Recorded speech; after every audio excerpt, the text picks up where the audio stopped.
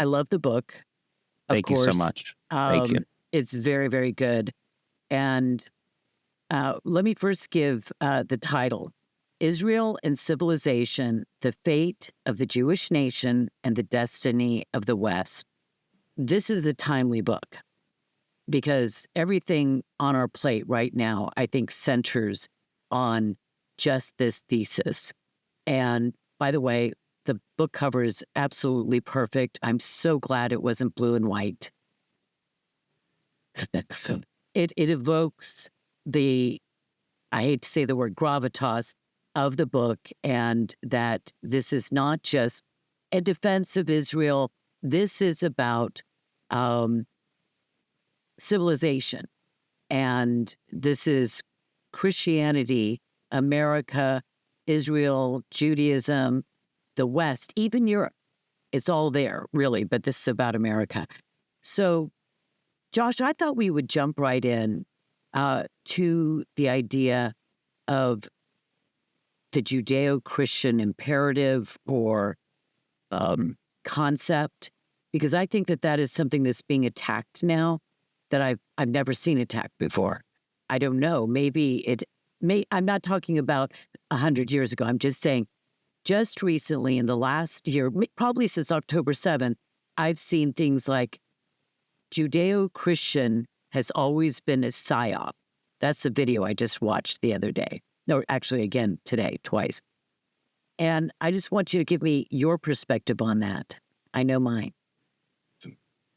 Well, look, there's a lot to unpack here. But yes, I mean, you have some people coming at the Bible, at revealed religion, the two biblical religions, Judaism and Christianity. You have some people coming at it from a distinctly non-biblical perspective. So you have people like the Tate brothers, Andrew and Tristan Tate, that are trying to attack really all of the Bible, all of Judeo-Christianity. And this is its own whole can of worms there. But you increasingly do have a small but vocal and tragically, in some ways, it seems, ascendant group of online propagandists and provocateurs. Some people who call themselves Christian, some people who cloak themselves in purportedly, at least, in Christianity, and are trying to somehow distance themselves from the original people of the book, from the Jewish people, and from the Hebrew Bible itself. And I don't understand personally. I'm Jewish, so I am not necessarily the best person to tell Christians what they can or cannot think. But it just seems to me to be so haltingly obvious that if you are a Christian, your holy book has the Old Testament and the New Testament. Surely you understand that there is this thing called the Old Testament, which for us is the Bible. It is the Hebrew Bible there. And Elizabeth, I again, as a religious Jew, I don't typically come into contact with a Christian Bible, but I did come across one in a library maybe 2-3 months ago or so, and I picked it up and I was thumbing through the table of contents. Unless I'm very mistaken, it seems to me like the Old Testament is not just half, but is probably like 2/3 to 75% of the Christian Bible. And America's founders understood this. America's founders deeply understood. I mean, talk about how Benjamin Franklin, Thomas Jefferson won the national seal of the United States to be not some Greco-Roman imagery or even New Testament imagery, but Moses himself parting the Red Sea there. Abraham Lincoln, my single favorite figure in all of American history, famously speaks of Americans as an almost chosen people, using this covenantal language from the Hebrew Bible there. I mean, frankly, they actually debated on the Mayflower crossing the Atlantic Ocean. They debated when they arrived, God willing, on American soil to possibly just sever all ties with the English language and actually start speaking Hebrew there, because they viewed themselves as new Israelites crossing their version of the Atlantic Ocean. So, I mean, there's so many stories like this, though. The fact that the Liberty Bell in Philadelphia has the book of Leviticus, chapter 25, if I'm not mistaken, quoted on the outside of the Liberty Bell there. I mean, I go on and on and on. Well, this is, let me just stop you there for a moment. My favorite guy is Washington. I've got a lot of favorite founding fathers, so to be honest with you. And I'm glad you liberally brought them in to your book. Very, very well so. The thing is that, okay, now I'm conflating Zionism, but the biblical mandate or the threshold is Zionism. God is the great Zionist. And he actually, if you want to call it this, created Zionism because he says, I founded, I made, I created you, O Israel, and over and over and over. But he is the greatest Zionist. But I want to add something because I think a Jew and a Christian speaking need to never feel uncomfortable. Like, I understand why you would say, look, I'm a Jew. I'm not going to presume to dictate to Christians, whoever that Christian is over there, what to believe. And I would not do the same in the sense of directing you to how to interpret the scriptures, but we should be able to have a conversation about this. And Jesus, Yeshua, was a Zionist. I mean, that is emphatically, absolutely true. And it says there, well, he actually says, I was sent for no other than the lost sheep of the house of Israel. And the last thing he said before, well, of course, we have disagreements here. I believe he's the Messiah of Israel. The last thing he said before he left this earth was that his apostle said, Lord, at this time, will you restore the kingdom to whom? To Israel.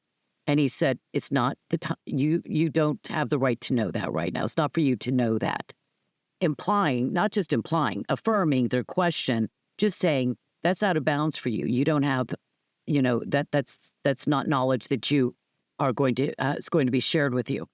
But if you go through the entire scriptures, it's a Zionist affirmation of Israel, the covenants, the promises, all of it. And what I hear so much from Christians today, and this is something that I believe is an imperative that we defeat this ideology, is that essentially there's this replacement theology that is ascendant, as you said, that is anathema to the scriptures. From Genesis to the end, it is a Zionist document moving that way.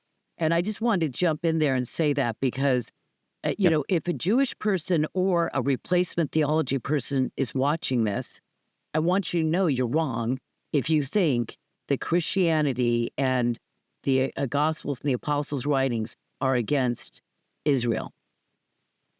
That's wrong. And I could go on for 20 minutes, but this is about you, Josh. So anyway, yes, the scriptures are all over America. The imagery, the symbology. Moses is in the Supreme Court. Continue with your. Well, look, I mean, to your point, though, Elizabeth, and that I appreciate that. That was quite a beautiful explanation. Look, I mean, Jews ourselves have internal theological debates over Zionism and how to reconcile Zionism with traditional scripture, Orthodox Judaism, and so forth. There. Now, having said that, these theological debates oftentimes are without much of a practical or political significance. So, for instance, you have some non-Zionist or even at times a self-described anti-Zionist sects of Haredi Judaism or what the media calls ultra-Orthodox Judaism there. Frankly, actually, my brother-in-law living in Eretz Yisrael, in the land of Israel, is one of them there. But when you actually talk to them about what they actually believe and do not believe their stance when it comes to the security of Israel, when it comes to Israel's policy vis-a-vis the Palestinian Arabs over there, it's essentially indistinguishable from mine. Oh, really? Yeah, but I mean, it's very much kind of a theological internal debate without much of a modern so contemporary. So it really just has to do with God. Their theological stance is more that God would draw, or He would do some miraculous act, a wonder, as the scriptures will call it often, to bring them back, or that there would be some kind of revelation that would be less political, less of this world than this establishment in the state of Israel. And this is seen sort of as anathema or maybe blasphemous to think that man has accomplished this thing. Yes, and specifically, I think the argument would be that the coming of the Jewish Messiah would actually be kind of the indication that it is time for the Jews to return to the land of Israel there.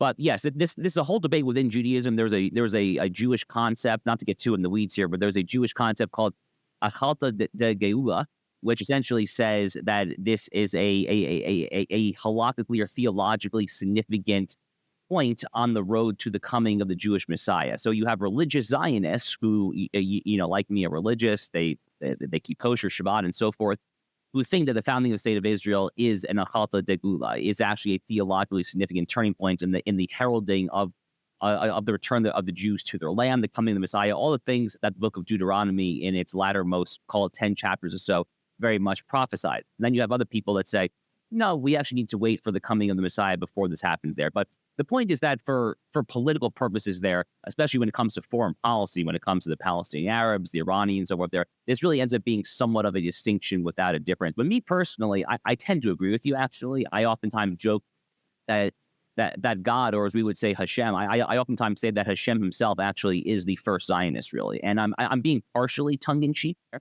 But I oftentimes will hear people say that Theodor Herzl was the godfather of Zionism there. And look, I'm not downplaying Theodor Herzl. I mean, obviously, the state of Israel, query whether it would exist today were it not for Theodor Herzl writing his famous pamphlet on the Jewish state back in the late 1800s. And he was an indispensable figure there, and he's rightly lionized in Israel today.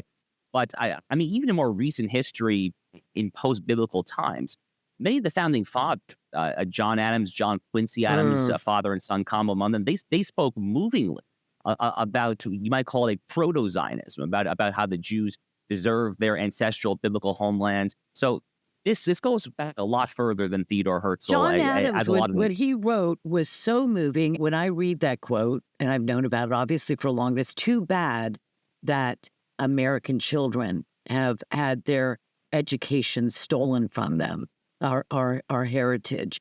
And this is why we are so much in the situation that we are today, that is dire. But when you read John Adams speaking that this longing, this is a deep, in your gut longing for Israel to be restored. And my question to the trolls on X and some of the biggest names out there with very huge followings is, was it the Jewish lobby that was influencing John Adams?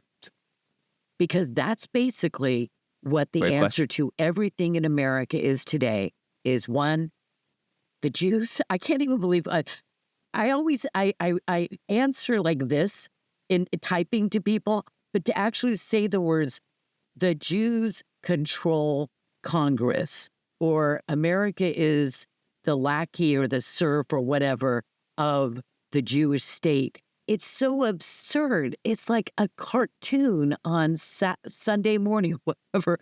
And that's what's out there. Let me just hop in real quickly there, because one of the, there's a million reasons why it's absurd, right? I mean, I could rant for 24 hours about why it's absurd. But one of the most obvious reasons that I feel compelled to say is that there is no such thing from an opinion perspective as the Jews politically. I mean, news flash. I mean, Jews disagree among themselves when it comes to all the relevant questions just as much as any other people. I've been doing Daf Yomi, which is the daily Talmud. You basically study a page of Talmud every day. I've been doing this whole cycle since it started back in January 2020. Yeah, exactly. Very good. It's a 7-year cycle, so we're basically in year 5 right now. And no one who's ever read any bit of Talmud, which is just the oral Torah, the word of God that was revealed from God to Moses there standing in Mount Sinai, was a part that was not written down in writing. It was orally transmitted until it was forced to be written down there. So no one who's read any Talmud would tell you anything other than the fact that Jews disagree all the time there. The Talmud is full of rabbis insulting themselves, oftentimes in very charged ad hominem personal terms. There's actually a whole book on Amazon.com of just Talmudic insults there. I mean, the old joke about 2 Jews, 3 opinions literally goes back to the Talmudic era, if not before that there. So when people speak today about like the Jews or the Jewish lobby, I mean, like literally, what are you talking about? I mean, I have debated Jews before. I debated Dave Smith at Princeton 2 months ago. I debated Peter Beinart on the Israel-Palestinian question a few years ago. There are Jews to debate and vociferously disagree all the time. Look at Israel. Israel itself today as one of the most fractious, hotly debated, hotly divided body politics in all of the world there. So again, this notion of just speaking collectively as the Jews, it's typically done with an anti-Semitic tint, of course, there, but it's just empirically and factually utterly absurd on its face. It is absurd. And what I think that these people truly do not understand in their heart, often I just point to something and say, this is hatred, envy, hatred even of the West, of America. There's a lot of things that I will ascribe the motivations because it's so clear. But there are some people, many, many people, that I think you really haven't read the scriptures and you don't know the God of the scriptures, because if you did, when he speaks of his everlasting love for his people Israel, over and over, it's like one of the most repetitious statements. Not that exact statement over and over again. As a matter of fact, it is actually extraordinary because of the variety of ways that God will just wants to talk about Israel, and that Israel has not been forsaken, or Judah of his God, that no matter how much sin against the Holy One of Israel in this land, Israel will not be forsaken. But none of those words never and always and forever apply to many people when they talk about the good things in the scriptures about the Jews. The point I was trying to get to, and then I went off, is this. They don't understand that Christians like myself are not biblically illiterate dupes. We actually love Israel because God, the God of Israel, the God that we worship, loves Israel. And you are to love what God loves, and you are to hate what God hates, because you love God and you want to obey God and to please him. This is throughout the scriptures. It's not just Deuteronomy. It is Isaiah, Jeremiah, Ezekiel, Zechariah, Joel. I mean, I was just reading, my mother said, I just read Habakkuk the other day. I said, good for you, Mom. And you can go through every minor prophet, even in Nahum, which isn't even about Israel, it still ends up being about Israel and God's love for Israel and redemption for Israel. So I don't understand. I think that they don't understand that we love Israel because we love God. And that's an important distinction. Yes, look, there's a lot going on here. So there are a lot of propagandists here, and if I may, I'm happy to just name some names here. I mean, go there's ahead. obviously. I want you to name the names. I want to start talking about that stuff. I mean, there's obviously Candace Owens, who is beyond off the deep end. I mean, I don't even have words to describe the kind of stuff that she is saying on a nearly daily basis there. For what my money is worth, I think that Tucker Carlson is currently doing the exact same thing. And this is tragic to me because I was a longtime huge fan of Tucker Carlson. I used to watch his nightly monologues every single month. I've been on Tucker's show. I've met him in person. So it's really tragic, unfortunately. But if you ask me what the goal of people like Candace Owens, like Tucker Carlson, like some other actors there, I think the goal, and I suspect you probably agree with me on this, is nothing less than fully severing this connection between the Jewish people and Christians there. That genuinely seems to me to be their goal. And there is this growing block of people, again, mostly online, but what starts online eventually trickles down to the real world. There's a lot of people who seem to think that the Christians' best allies are not the Jews, but Muslims. And this is kind of where Andrew... I just want you to stop right there. Because we need to really slow down on this one. My big question, I'm looking at the threats to America, Western civilization, world, I guess stability, regional stability, geopolitical stability, and all this. I see threats out there. And what I ask is, I laughingly call Israel has most favored nation status with America, and I stand on that. If not Israel, if Israel is our greatest ally and our greatest friend, who? Which actor in the world? I wouldn't even say France or England. I mean, like a Western nation. But is it Islam? Is it China? Is it Marxism and wokeism? I mean, who should we make common cause with, Josh? Well, I can't speak for these people that we're talking about, but I suspect some of them would ironically these days probably say Russia, which is its own kind of whole can of worms there. But look, I mean, America, the U.S.-Israel relations are strong for a number of very, very compelling reasons here. And, one of the things that I talk about in this book, be clear, I agree with everything you're saying, Elizabeth, when it comes to this inseparable connection between Judaism and Christianity, the world's two biblical religions. I agree with all this. So did America's founders. You mentioned this incredible John Adams quote. Alexander Hamilton, another of my favorite founding fathers, has this other incredible quote as well, which I managed to find. It's in this somewhat obscure letter, actually, from like 18, I forgot the exact year.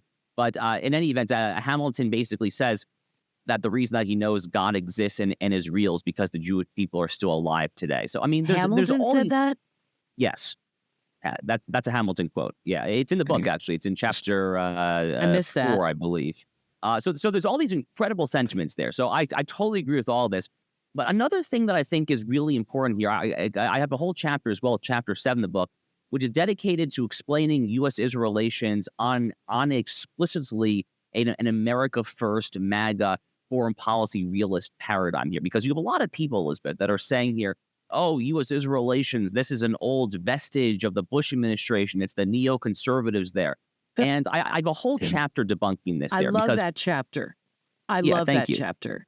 Go ahead. Let's talk about neoconservatism and the fact that, I guess Cheney and Rumsfeld were Jews. And, because, of course, this is all of the Jews. Now, go ahead and just talk about that. The thing that really locked into my brain, to let you know up front, was the idea that Bush, who is all about this, what did he call his policy? The Bush Doctrine or America? Yeah, so the second inaugural address was basically called the Freedom Agenda, essentially. Okay. So we've got the Freedom Agenda. But what he was doing was this weird, just cognitively dissonant idea of nation building, I guess, and spreading democracy. Right. But then when you attach Israel to Bush, you have to take into account the fact that he wanted to essentially force or pressure a two-state solution whose time is long past, the due date. And that is so I want you to explain that. Yeah, so you said it very well. So the Bush administration starts obsessing over this question that all human beings aspire to the same universalist values there, and that America has this unique obligation and role to export democracy and to sculpt Western-style, Lockean, Jeffersonian, liberal nation states, including in places that are not particularly hospitable to it, shall I say. That's how you get the failed nation-building boondoggles in places like Iraq and Afghanistan. But elsewhere in the Middle East, when it comes to the Israeli-Palestinian conflict, you see this exact same impulse apply when it comes to the Palestinian Arabs there. You see this time and time again there. Frankly, well into the final year of the Bush presidency, back in 2008, before McCain loses the election to Barack Obama, you still see Condoleezza Rice and various other leading Bush administration officials that are trying to coerce and push the Israelis into giving territorial concessions to the Palestinian Arab there. And again, it's nonsensical, but from their vantage point, they're being consistent, right? Because they think that they're just trying to build new nation. I mean, what is the most ambitious, grandest nation state building project of them? Well, it's trying to build a nation state in Ramallah. I mean, I think that basically actually is the mentality there. But when Donald Trump comes in his first term, and he's very much, from what I can tell, doing the same thing again thus far in the second term there, he doesn't subscribe to these outdated platitudes. He has no desire, no urge to have America start building nation states there. He's a realist, and he does what is in the American national interest, which to me is what you should do. I'm a foreign policy realist too. A national interest-centric foreign policy is what makes complete sense to me. And it's for this reason, I argue in the book, that Donald Trump went all in for U.S.-Israel relations, because he thinks about it and he goes, what, Palestinian state, this new terror state, this new Iranian satrapy deep in the heart of the Middle East where they can launch missiles into holy sites? How does this possibly benefit the United States? It doesn't. It obviously does not there. And he basically went all in. I mean, he moved the embassy, the Iran deal, the Golan Heights recognition. I mean, I can name a million different things that he's done for this relationship there. And the result of that was not more war. Actually, the Middle East was very quiet during his first 4 years. It's pretty quiet, frankly, in many ways thus far, with the exception of the Houthis, but now he's striking back at them as well. And the result of this was actually the Abraham Accords peace deals, these transformative generational peace deals that Israel signed with Morocco, Sudan, the UAE, and Bahrain there. But all of this was only possible because he went all in for U.S.-Israel relations there. I think his mentality, Elizabeth, is basically, look, America's number one threat this century is China, which I totally agree. I'm a China first person myself.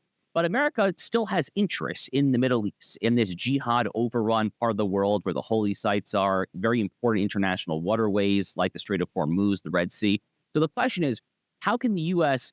basically secure its interests in this very difficult part of the world while simultaneously focusing primarily on our number one threat, which is China? The simple and elegant solution is you empower your ally, your number one most reliable ally, to basically patrol the area on both of our behalfs there. That's the Donald Trump MAGA America First case for U.S.-Israel relations there. It's a Jacksonian foreign policy, which kind of, that nomenclature goes back to this very famous 1990s essay from Walter Russell Mead writing in the National Interest, talking about the legacy of President Andrew Jackson and his approach to foreign affairs there. It's very much a Jacksonian national interest-centric foreign policy there. So to kind of tie these strands of the conversation together, Elizabeth, I see a lot of people, Tucker Carlson probably being chief among them, who talk the talk of America first, and they're trying to impute to Donald Trump, though, a lot of beliefs that he does not hold. They're trying to make it out like America first is actually a pro-Iran, anti-Israel foreign policy. It's no such thing. Donald Trump. So MAGA is not an isolationist dogma. We are America first. There is a difference, right, isn't there? Yes. There's a huge difference. I mean, foreign policy realism, as I think of it, I believe as President Trump believes it, is neither isolationist nor neoconservative. It is a very, very actually simple approach to foreign affairs, which is that America is going to do what is in its national interest. And part of that is kind of a sober recognition of one of the foremost lessons of economics, that scarcity of resources is a real thing. And yes, we're going to have to conserve resources here or there. For instance, I have not been necessarily gung-ho about the Russia-Ukraine war, for instance, there, because to me, it's a bit of a sideshow, frankly, from our actual big rival, the Chinese Communist Party there. Right. But when you're conserving resources there, you have to recognize that the Middle East is a part of the world where America's really going to have actual interest. And there's a number of reasons for that. As J.D. Vance himself said it in a speech last May before he was the vice presidential nominee, he said that as long as America is a primarily, predominantly Christian country, there's going to be hundreds of millions of people here who care a lot about the fate of this tiny sliver of land, who care about the holy sites there. Frankly, America has many reasons besides the holy sites to care about radical Islam. Look at what happened on Bourbon Street in New Orleans, the wee hours of the morning on New Year's Eve. We care a lot about the spread of radical Islam. We care a lot about. We care a lot about Islamization of the West. And the Islamization that is being perpetrated in America today, and we've got to end that through our immigration policy. We care very much about that, and to have an entire. Let's posit this question, Josh: if there were no Israel, God forbid, either it was never founded in 1948 or reestablished, or it was taken out again, God forbid, what would the Middle East look like today? What would their next target be? Just go with that a moment and tell us what you think. It would be a giant caliphate, right? At that point, it would presumptively be under the control of either Erdogan in Turkey, who is a neo-Ottoman with increasingly obvious imperial ambitions of his own, or on the alternative, it would be a new Iranian satrapy. They would start obliterating the holy sites there. It would be just absolutely god-awful. But their next area of conquest. So you have to understand a little bit here about various Islamic doctrines. So among the things that Islam holds is that if there is a territory that was once under the control of Islam and has since been lost, it is imperative to actually recover it. Well, if you actually go back to the 14, 15, 1600s there, Islam got very deep into the heart of Europe. I mean, there was a great battle in Vienna. I mean, in the Austro-Hungarian Empire back in the mid-late 1600s. That is when this invasion from the Ottomans was finally repelled, right? So, I mean, that would be their next turn. Right? That would be their literal next target there. Well, they say But they let's want to put the flag on top of the Vatican. I mean, because yeah, they've been into Rome and obviously Andalusia. They've been into France. They've been. yep, Why do we have a thing called Balkanization? Because of the Turks. You've got yep, constant conflict there because of religious, cultural, embedded conflict in there because, the Turks were there and the Turks are genocidal maniacs as a culture. I'm not saying that a Turk isn't a great guy. sure, of There's course. many great Turks out there, but as a culture, it just turns to genocide. They were going to genocide Israel they literally planned, a general planned a genocide, or was it a sultan or something like that? I can't Yep. remember during the First World War. Well, look, I mean, speaking of World War I've actually been to Armenia, and I've been to Yerevan. I've actually personally visited the Museum of the Armenian Genocide in Yerevan. So, I'm the last person that has to be reminded about how utterly savage the Turks can be. If So, it's Iran or yeah, if it's Turkey, yeah, whichever nation was on top. By the way, the entire history of Islamic caliphatism is just one of empire destroying the next empire, destroying the next, all Islamic. right, So the point is, it could be Erdogan for a while, and then it could be Iranian mullahs, but we would have a massive centralization and concentration into a caliphate that would be on the move. They're on the move now, and they're weak compared right. to what they would be if they were unified. Right, and this, just kind of tie back to the book. I mean, this is one of the recurring arguments in the book is that the subtitle is "The Fate of the Jewish Nation and the Destiny of the West," and the nation is kind of a double entendre there because I'm talking about the state of Israel. Yes, I mean, so goes the state of Israel, so goes the West because they are the tip of the spear. They're the ones fighting back against Islamism. Frankly, in many ways, they're actually the ones fighting back against global neoliberalism as well at the United Nations and tribunals like that there. But also just the children of Israel, the Jewish people. And one of the points that I make in the book, Elizabeth, is that anti-Semites who come after the Jews, they very, very rarely have any intention or desire to stop at Jews. And there's many, many examples of this there. One of my favorite examples would be Karl Marx himself. So Karl Marx, probably the 19th century's most infamous self-hating Jew, has this deeply anti-Semitic tract that he published in the early 1840s, a few years prior to the Communist Manifesto, called On the Jewish Question. And it's profoundly anti-Semitic. But ask yourself, Karl Marx, was his actual end goal the destruction of the Jewish people? No, of course not. I mean, as we all know, he saw nothing less than the overthrowing of all of Western Christendom and all of Western capitalism. So, I mean, people throughout history, evil people have always recognized that the Jewish people are the canaries in the coal mines towards something much greater and bigger than just the Jewish people. In a very satanic, diabolical way, it actually makes some degree of sense, right? If your goal is to usurpate the Bible and to destroy our biblical inheritance, wouldn't you want to start with the original people of the book? It actually makes a lot of sense. Well, I would also say this, that firstly, if Israel were utterly destroyed after it was recreated according to Isaiah 66, is my favorite verse on that. The faith of many, many people would be questioned because the reversal of what God has done with Israel would be very tragic. It would embolden the Muslim world, because the Muslim world has a very strong doctrine, and the Muslim Brotherhood in 28 or something, what their understanding is that we are not being blessed and victorious and dominating the world because we are not following the words of Muhammad, the Quran, and Sharia, and all the rest. They would see that Israel falling would be God's imprimatur of approval there. Now go for the rest. Because Islam is against, the greatest foe is the 2 billion Christians.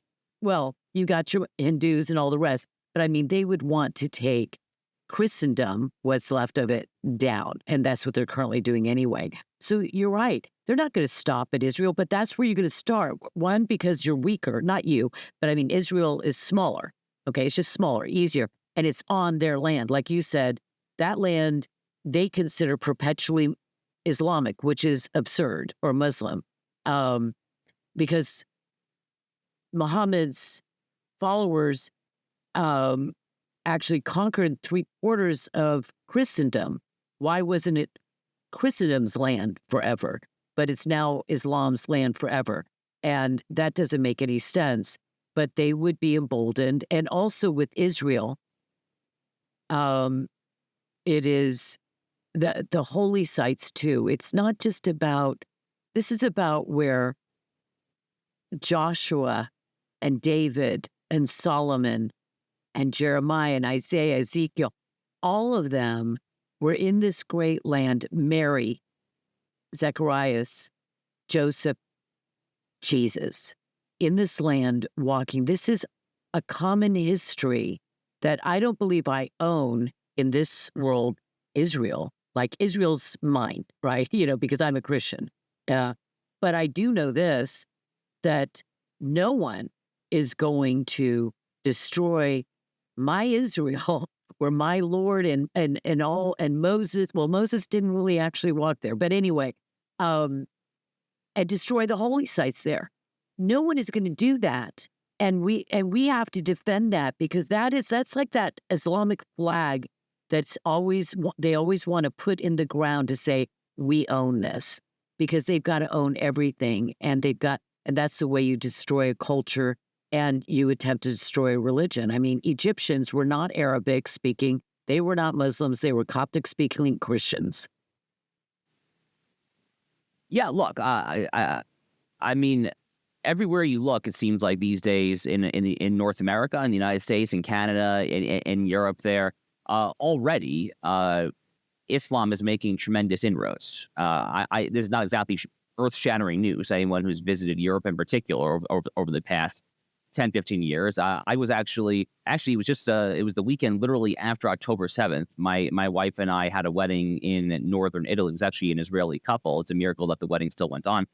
And we spent that weekend in Milan, and just walking around the streets of Milan. I mean, it seems like basically everywhere you look, there's Muslims everywhere. And by the way, this is actually a tenet of various, shall we say, radical Islam intellectuals and clerics over the centuries. They oftentimes say that immigration is actually one of the easiest ways to make inroads and ultimately trying to metastasize and to spread your beliefs there. Many of them have actually said so quite openly. If I'm not mistaken, I think the so-called blind sheikh, Khalid Sheikh Mohammed, actually said this as well, if I'm not mistaken there. So, so many, hundreds. I have quotes. Yeah. I just, it's the emigration, or hijra, right?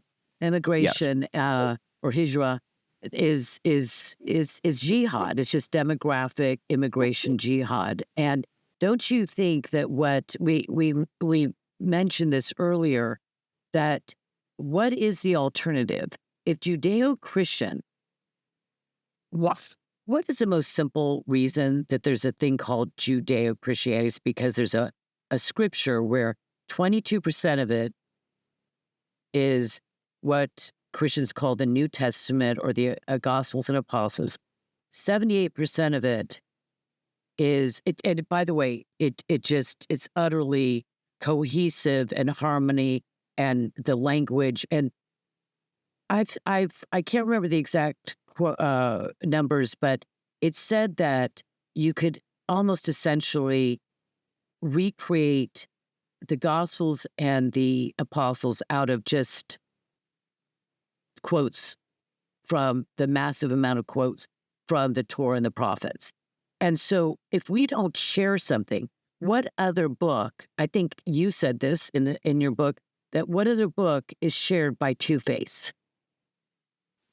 Well, look, I mean, it depends how you want to define Mormonism, obviously, right? And Latter-day Saints, but there really is no other example there. I mean, I didn't know that exact breakdown of 22 and 78%. But that okay. Well, I mean, then, good for you. I mean, it makes sense. I mean, anyone who's ever held a Christian Bible could tell you that again, what Christians call the Old Testament, what for us is just Tanakh, just the Hebrew Bible, is the vast majority of it there. There are no two religions in the world that I am aware of that share that share so much palpably in common. And one of the things that has always made America so great is that Christians here in America have always understood this, by the way, which is one of the reasons that in my concluding chapter of the book, which calls for a Jewish-Christian alliance, I have an extended diatribe, you might call it, against so-called separation of church and state, whereby I abhor the notion of separation of church and state. I want the Christians to be. Go on. I wanted to interrupt and just say,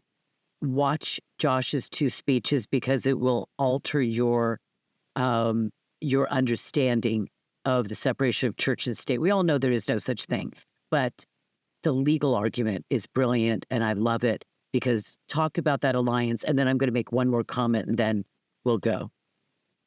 Yeah, well, look, the legal argument is utterly insane. It comes from this 233-word letter that Thomas Jefferson wrote in the early 1800s. It was done in a political valence, and Thomas Jefferson, frankly, was not even at the Constitutional Convention. He's not exactly a most reputable source when it comes to First Amendment interpretation there. But even more important than the legal argument, culturally speaking, ever since the Supreme Court first read the rhetoric of separation of church and state into its opinions back in a 1947 case called Everson, and a bit of a teaser here, Elizabeth. Actually, two co-authors myself have a law review article coming out in the Harvard Journal of Law and Public Policy later this spring, calling for the formal overturning of Everson, this underlying case there. But even more so than the legal argument there, the culture argument is very simple, which is that this notion of trying to tell believers that you can't be yourself, you can't advance religious, moralistic argumentation in the public square. It's utterly, incredibly insane. You know, actually, in this same chapter, the final chapter of the book, I actually quote, believe it or not, Barack Obama. I mean, Barack Obama himself gave a speech back in 2006 where he said, of course, believers have to bring the principles into the common square there. So, yeah, I agree, of course. And, let's make that great again by formally overturning separation of church and state. Jews should be authentic Jews. Christians should be authentic Christians. And America will be a heck of a lot better for both of those reasons. I like when you come out with that article to have you back on to really go deep into the history and the law, because that is a passion of mine. I want to. This book is so needed for this time. It's so well written, beautifully written, and well argued. And I would say that your closing chapter on this Jewish-Christian alliance, I agree with so much. And I wanted to make this one point. If anyone here is asking themselves, well, this Judeo-Christian terminology, if it is this really legitimate? Yeah, it is. And I'll tell you why. Because, well, firstly, of course, Yeshua was from the tribe of Judah, so he's Jewish. And we could go on for a long time with that. But I will say this. When Jesus was asked, what is the greatest commandment? And he was a Torah teacher. He said, the greatest commandment is, hear, O Israel, the Lord thy God, the Lord is one. And then he said, and the second is like unto it, love thy neighbor as thyself. That's Leviticus and Deuteronomy. If we would have to start ripping out our Hebraic scriptures out of Jesus' mouth, because he taught Torah his entire lifetime of teaching. And we don't want to mock the word of God that way. And so we need to get serious about understanding this Judeo-Christian relationship that we have and our foundational truth or our foundation of our Judeo-Christian nation, America. So, Josh, you've been a pleasure. Thank you for sticking with me over the time frame. And good luck for your book. I hear it's selling very, very well. Thank you, Elizabeth. Really appreciate it. And look, I think the book came out at the right time. It has been selling well, and praise God for that. It's a strong vindication of our biblical inheritance at a time where many people are pushing back on that, frankly, from all points of the political spectrum there. And I really appreciate sharing my message with your audience. Thanks a lot, Josh.